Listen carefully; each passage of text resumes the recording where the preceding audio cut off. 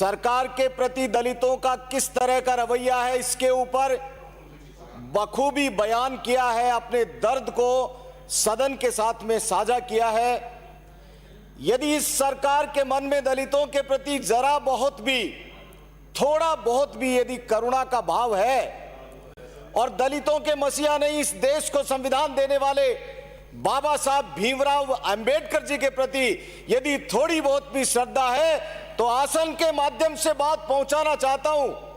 इस राजस्थान की विधानसभा के अंदर बाबा साहब भीमराव अंबेडकर जी की आदमकद प्रतिमा लगाने का आदेश जारी करें। यह बार बार मांग मैं उठाऊंगा, क्योंकि दलितों की बात चल रही थी।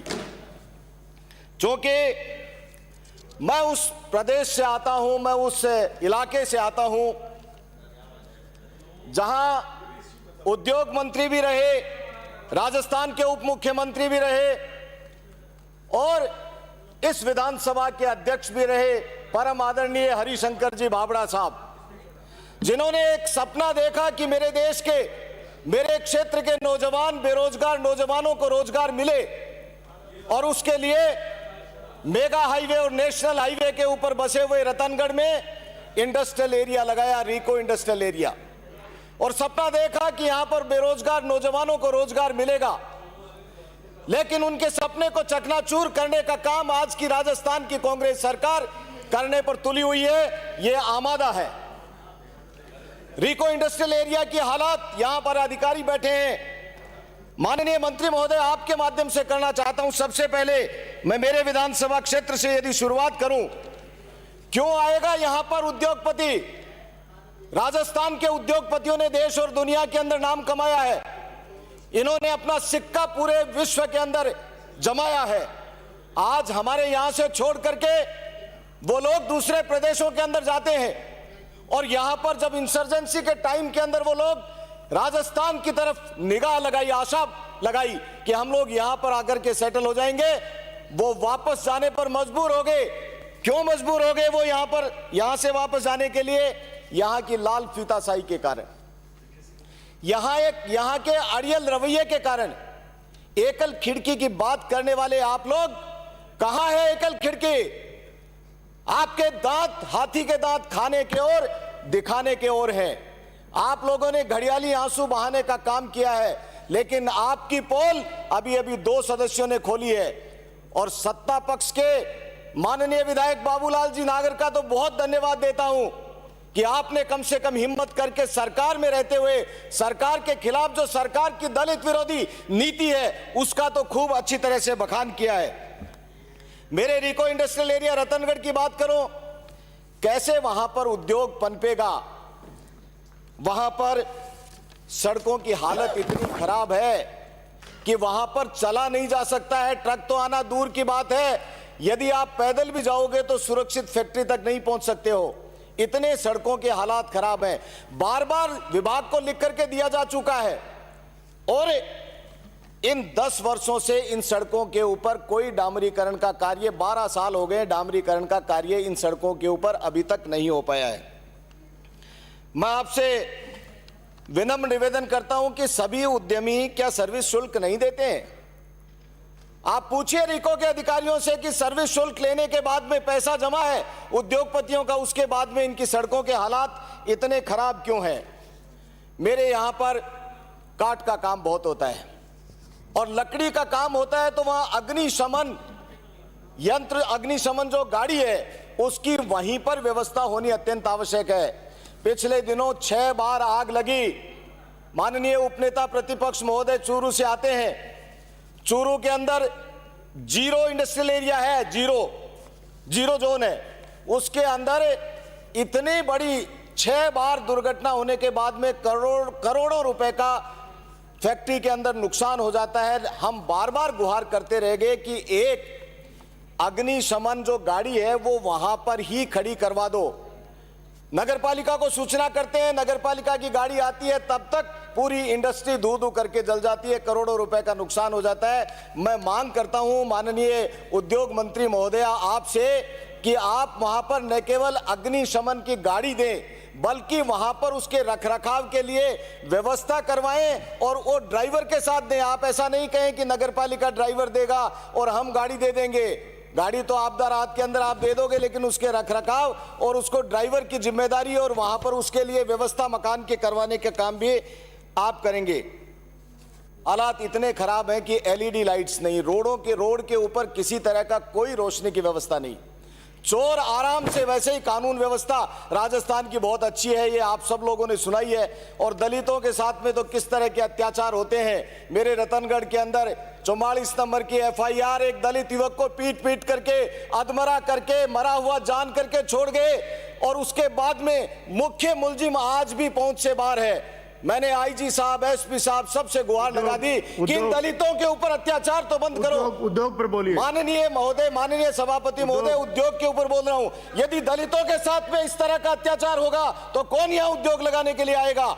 इसलिए ये रिलेटेड है। और ऐसी स्थिति के अंदर हम सही कह रहा हूं, कानून व्यवस्था यदि जिस प्रदेश के अंदर खराब होगी तो बाहर से कोई नहीं आएगा। यहां पर चोरियां हो रही हैं, लाइट नहीं है, चोरों के ऊपर अंकुश नहीं है। ये कानून व्यवस्था के कारण आपके उद्योग बीमार नहीं, खत्म होते जा रहे हैं।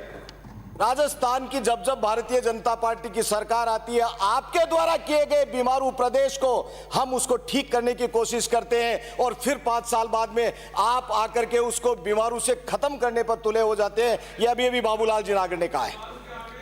सुनिए प्लीज। आप सुन लीजिए, पहले आप दे देना आंकड़े। आंकड़ों का मकड़जाल आप बिछाते, हम जनता के बीच में रह करके जनता की आवाज को इस सदन के माध्यम से, राजस्थान की सबसे बड़ी पंचायत के माध्यम से लोगों तक पहुंचाने का काम करते हैं। आंकड़े आप देते रहना श्रीमान। माननीय उद्योगपति महोदय, मेरे रिको इंडस्ट्रियल एरिया के साथ से लगती हुई आपनी योजना की पाइपलाइन जा रही है। आप इतना तो कष्ट कर दो कि उनको पानी मिले, उद्योगों को पानी, बिजली, सड़क, रोशनी ये मिलेगा तभी तो उद्योग पनपेगा। आप बताओ कैसे पनपेगा? कभी पनपेगा नहीं। तो पनपेगा तो पानी दे दो। अपनी योजना की लाइन जारी है पास से, ये बार बार गुहार कर रहे हैं। आप रिको वाले अधिकारियों को कहिए कि इस अपनी योजना का पैसा जमा करा करके इनको पानी दो, जिससे ये उद्योग मरे नहीं। इसके अलावा मेरे यहां पर बड़े बड़े 440 केवी का भी बिजली की माकूल व्यवस्था है, लेकिन वहां पर उद्योग धंधों को बिजली मिले इस बात की व्यवस्था नहीं है। तो अलग से एक फीडर बना दो रतनगढ़ के लिए, जिससे वहां पर उद्योग धंधों को, रिको वालों को बिजली मिल जाए। मैं बहुत सारी बातें हैं माननीय अध्यक्ष महोदय, माननीय सभापति महोदय। जबरदस्ती का आंकड़ा 2 मिनट में कंक्लूड कर 2 मिनट में कंक्लूड कर दूंगा। माननीय सभापति महोदय, ये एमओयू की बातें बहुत चल रही थी। जबरदस्ती का आंकड़ा, जबरदस्ती कर करके आंकड़ा बढ़ाने के लिए ये सरकार जो कर रही है, ये जनता सब जानती है। कृपया बोलने वाले सदस्य को डिस्टर्ब नहीं करें। आप जब आप बोलते हैं तो ये चुप रहते हैं, ये बोले तो आप चुप रहिए। माननीय सभापति महोदय, आपका बहुत बहुत धन्यवाद। आपने मेरे को संरक्षण दिया।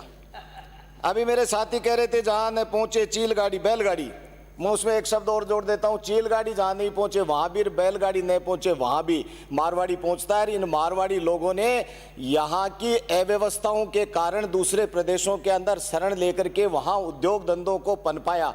अब आप देखो कैसी व्यवस्था है।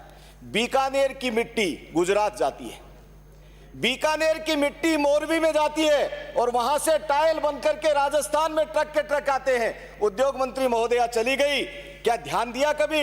अरे राजस्थान के अंदर खनिज है, राजस्थान के अंदर इतना बड़ा भूभाग है, राजस्थान के अंदर सब कुछ है। सोलर हब के लिए राजस्थान, और उसके अंदर भी सबसे ज्यादा गर्मी पड़ने वाले प्रदेश चूरू का नाम आता है। चूरू को सोलर हब बनाइए कोई स्कीम आप लोग, लेकिन आप तो इस प्रदेश की आर्थिक व्यवस्था को खत्म करने पर तुले हुए हैं। ऐसी स्थिति के अंदर आपका सोच तो वहां से बाहर जाता ही नहीं है। मैं उम्मीद करता हूं कि जब उद्योग मंत्री महोदया जवाब देंगी तो उसके अंदर चूरू को सोलर हब बनाने की घोषणा भी करेंगी। मैं बहुत सारी बातें हैं, 1-2 बातें ब्राह्मण का बेटा हूं, ये देवस्थान के बारे में भी कर लूं माननीय सभापति महोदय। बस 2 मिनट के अंदर मेरी बात को समाप्त कर दूंगा, आप मुझे संरक्षण देंगे 2 मिनट में। मंदिरों के लिए बड़े बड़े मंदिर हैं, सालासर बालाजी का मंदिर है, खाटू श्याम जी का मंदिर है, लाखों लाखों की तादाद के अंदर वहां श्रद्धालु लोग आते हैं। लेकिन वहां पर न तो कोई सीवरेज की योजना है, न ड्रेनेज की योजना है, बीमारियां वहां पर फैल जाती हैं, क्योंकि इतने अब मेले लगेंगे तो लाखों लोग आते हैं। तो मैं सरकार से मांग करना चाहता हूं कि ये जो बड़े मंदिर है वहां पर सीवरेज, ड्रेनेज और जो गंदगी है उस गंदगी के लिए कोई प्लांट ऐसा लगा करके उसके लिए भी कोई व्यवस्था की जाए, कचरा संग्रहण और निष्पादन के लिए। राजस्व रिकॉर्ड में पुजारियों के जो नाम विलोपित हो गए थे वो कई जिलों के अंदर तो वापस जोड़े गए, लेकिन मेरे चूरू जिले के अंदर मेरे लोगों ने ये बताया है कि वहां पर राजस्व रिकॉर्ड में उनके नाम जोड़े जाएं, जिससे मंदिर भूमि के संरक्षक और बिजली पानी कनेक्शन, फसल खराबे का मुआवजा, बिजली, कृषि उपादान आदि पर अनुदान के लिए वो पुजारी भी सक्षम हो सकें। बाकी बहुत सारी बातें हैं, मैं लंबा समय नहीं, क्योंकि सभापति महोदय से वादा कर चुका हूं। 1 मिनट के अंदर बस अपनी बात को समाप्त करते हुए कि राजस्थान को यदि इस यहाँ के लोगों के उपयोग को लेना है, यहाँ के इस इंफ्रास्ट्रक्चर के लिए, डेवलपमेंट के लिए और उद्योगों के विकास के लिए, यहाँ के इस राजस्थान को जो रिच है राजस्थान वैसे हर चीज़ के अंदर इसका उपयोग लेना है, तो सरकार संकीर्ण मानसिकता से उभरे और आने वाले समय के अंदर नए उद्योग धंधे लगाने की न केवल घोषणा करे बल्कि उनको मूर्त रूप देने का काम करे। धन्यवाद। जय हिंद, जय भारत। श्री नारायण बेनीवाल। उद्योग मंत्री जी तो है नहीं, 9 लोग बैठे हैं सामने। इन मंत्रियों को ये कह दो कागज लेके नाटक तो करे लिखने का। माननीय सदस्य ने इतनी बात कही, लिखेंगे नहीं है, इनका कोई सरोकारता नहीं है। मंत्री जी बैठे, क्या मांग हो रही है, क्या बोल रहे हैं माननीय सदस्य? एक कागज ले लो भगवान के लिए, इन मंत्री बैठे, कागज लेके नाटक तो करो। ये लिख रहे हैं, मैं लिख रहा ये हूं। नाटक भी नहीं आता इनको। कांग्रेस में रह के नाटक नहीं सीखे आप। कटारिया जी बैठे हैं, अब हालत देखो आप, ये दो बैठे लिख रहे हैं, मैं 2 और मेरे 6 लिख रहे हैं। आप चिंता नहीं। तीन मंत्री बैठे हैं, सचेतक भी लिख रहे हैं। हाँ, मैं लिख रहा हूं। अगर इन्होंने उद्योग, आपकी बात मान सकता हूं, अगर इन्होंने उद्योग के बारे में एक लिखा ना तो मैं आपको मैं सदन छोड़ के चला जाऊं। इन एक कागज अभी जब्त करो, इनका कागज जब्त करो, कागज रखिए आप, कागज नहीं रखिए, कागज इन्होंने कहा ना रखिए कागज, मैं छोड़ के सदन जाता हूं। एक शब्द इनका रखो कागज, उद्योग टेबल करिए कागज। आप सदन में बोल रहे हो, सब्जी मंडी में बोल रहे हो, करो टेबल कागज। उद्योग कागज लिखते नहीं है। उद्योग मंत्री जी आ गई। देखो माननीय मंत्री राठौड़ साहब, नहीं सभापति महोदय, ऑफिसर दीर्घा में बैठे लोगों की तरफ मैं देख रहा था, इन्होंने भी कलम नहीं चलाई। देखिए क्या मजाक हो रहा हमारे साथ। राठौड़ नारायण बेनीवाल बताऊं, ये मंत्री जी जब गई थी तो मुझे कह के गई थी, और अविनेश महर्षि जी ने जो कहा है, अविनेश महर्षि जी ने कहा कि चूरू को सोलर हब बनाने की मांग इन्होंने करी है, वो मैंने नोट करी है। कुछ नोट किया जा रहा है। बीकानेर की मिट्टी गुजरात जा रही है, वो भी बात करी, वो मैंने नोट करी है। तब मंत्री जी आ गए। आप शुरू करिए प्लीज। आप शुरू करिए। माननीय सभापति महोदय, दे दिया मैंने आपको। बैठो प्लीज।